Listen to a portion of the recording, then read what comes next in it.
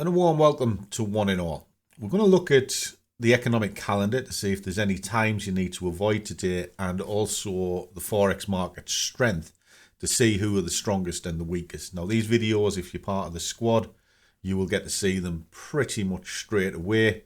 If it's public, they don't get released till about 10:15. So, what are we looking at? So, the biggest shaker of the day is the Canadian dollar. It's moved up 3 points from the last data sample, and the biggest loser was New Zealand, and it has gone down 4 points. So they are the ones that are on the outer extremes. However, I don't particularly trade them that much, so I will kind of discount that. Now, one of the shakers that has moved is the US dollar. It's a key asset to keep an eye on. It's moved up the ranks a full point. And when you look at this change of strength, that is 6. That is a considerable move, and it might hold the top position for quite a while, especially if you're looking at one of the other major currencies like, say, the euro or the pound.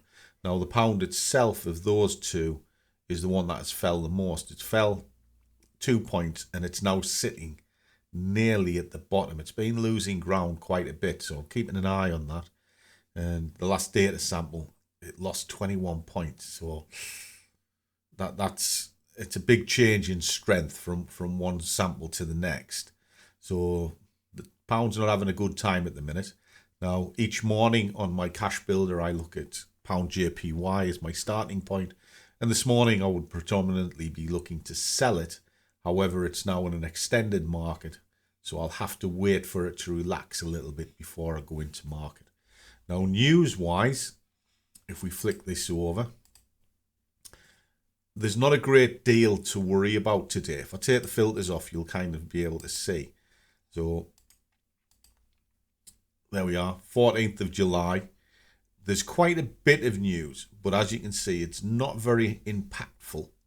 So if you take them off and you're left with this bunch, you're only left with these high impact Chinese imports, which were through the night.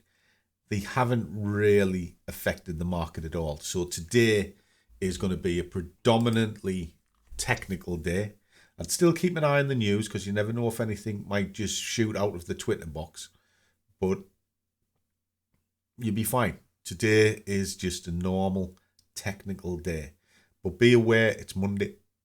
So anything that's trading first thing before noon is going to be difficult and erratic. But other than that, have yourselves a great day. Catch you soon.